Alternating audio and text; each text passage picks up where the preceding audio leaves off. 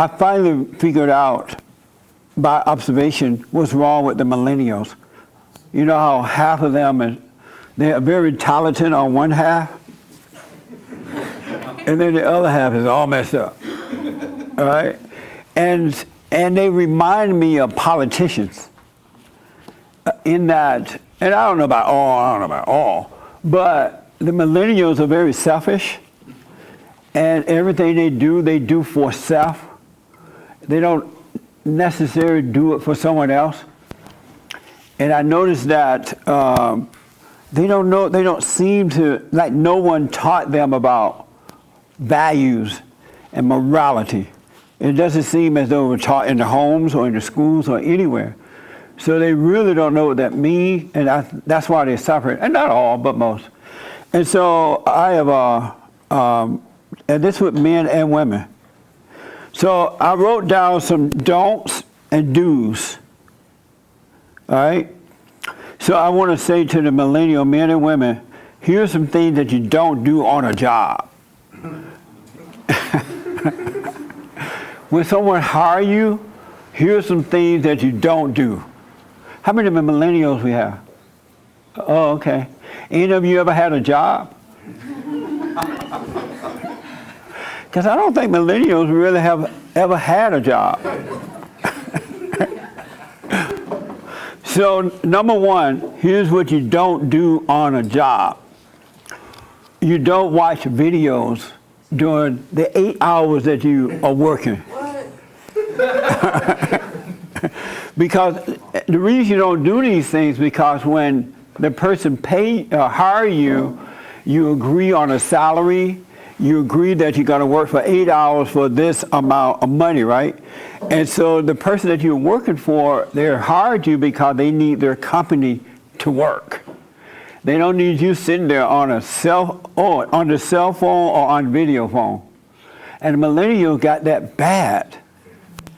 It seems as though they don't know they made a promise to the boss that, yes, sir, I will work for you for 8 hours, pay me $15 an hour, whatever it is, right? They don't seem to understand that. And then when you get on them about it, you say, well, you can't be on your phone during work hours.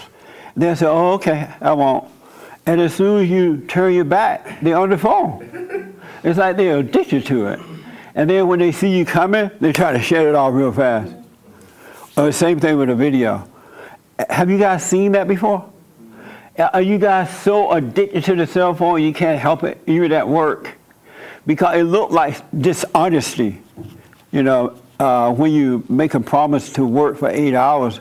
And once you get on the cell phone, or video, you can find yourself there for hours because you become stuck on that cell phone. And that's just not fair to the company at all. It's dishonesty. It's stealing.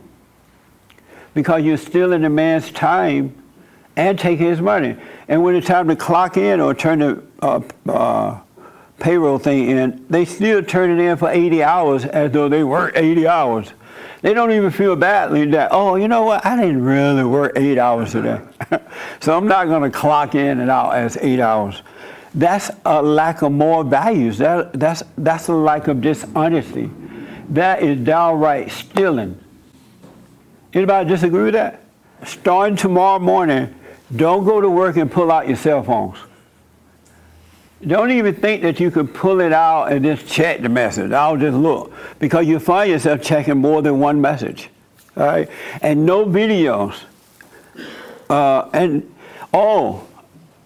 if you're trying to start your own business, YouTube channel, whatever you're doing, and you're working for the man, during the 8 hour period that you're working at work, it's not a time for your business. It's not a time to start your business. The man is not paying you to start your business. Mm-hmm. He or she are paying you to help make their business work. That makes sense? Yes. I know so many people well, not so many, but millennials who work for me, they'll secretly have a business going on. And they'll use your equipment, they'll steal your ink pens and all kinds of stuff. Toilet paper. Yeah, and it's crazy. You're not getting paid to start your own business. So here's what you should do if you once you go there, you ask for the job, and they give you the job. If you want to be able to do something like that, you need to get permission from the person.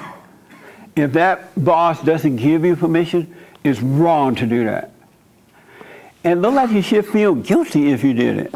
When I was working, even in the cotton fields, we worked the whole 8 hours. We stopped for lunch, we did the work. And when I came out here to California and I worked for different companies, it never occurred to me not to give them 8 hours worth of work because they were paying you.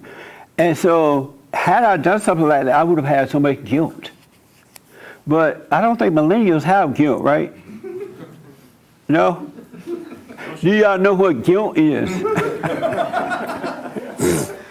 Guilt is when you make a promise and you don't do it. And then you act like you did it. You shouldn't be feeling like, wow, I'm wrong for this. But I don't think on that half they feel that way. Am I wrong about that? No. I'm not wrong. No. So most of them, yeah. Yeah, and why is that? They weren't taught right. Both parents. Oh, millennials. Sorry, I apologize. They have a language that's out of this world. We weren't taught right, yeah. And both the parents are working and, raised by the TV and the computer. So it's not 100% our fault, but, It's not 100% your fault? Yeah. Even as an adult?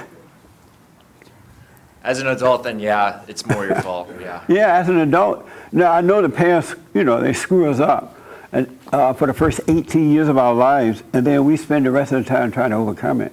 But at some point, you got to know right from wrong. Like, you keep your word if you can. If someone is hiring you to do a job. Even the Mexicans are messing up with the yard work. You know how they're supposed to come every week and cut the grass? They won't even show up. But yet, when they send in the monthly bill, they'll bill you for the whole month. I'm like, you didn't show up every weekend. And then they get mad if you correct them about it. What's wrong with the Mexicans? It's like they would not bill you if they didn't show up, but they don't. And I'm not the only one having that problem. So that half is missing, huh? Yeah. That's amazing. Well, you got to get it right, because in order to have a great life is that you got to be right and do right. Really, you got to be that. You can't pretend to be it and pretend you're doing it. You got to be it. That makes sense? Because a lot of people, they talk the talk, but they don't walk the walk. They're not what they say. And a lot of you are here because you've gone to churches or other places, and you notice that they were preaching one thing but doing another one. And that's why you left the church or whatever you're involved in. So you got to be it, and you can be it. Okay, I'll move a little faster. I remember I worked at Brockman Hospital in Hollywood, and I started my own janitorial service. I would have to go to Brockman and work early in the morning from 6 to 3. And then once I left there, I would go to my business and work my job until late at night or something. It never occurred to me to work on my business, paperwork or anything, doing work hours for someone else. It just never occurred to me to do that. It just doesn't seem right. But not with the millennials. They don't have that. Hopefully you guys will get it back after hearing this. And so I would do my janitorial service, and at night I did my work. And when I went to Brockman during the daytime, I gave them the hours that they paid me for. And in that way, things turn out well for you. It really will. But if you do wrong, you're going to have a hard life. I noticed that millennials cannot handle pressure. So when you go to them about, why did you work overtime? Or what were you doing, right? The millennial would take it personal. They would think that you are attacking right away. They don't realize the boss just keeping up with what's going on and want to know why were you here, right? They'll get mad.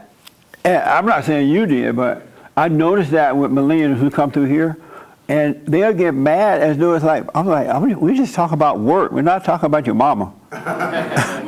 It's just about work. Why did this happen? Why, this? But they take it all personal. It's the darndest thing I ever seen.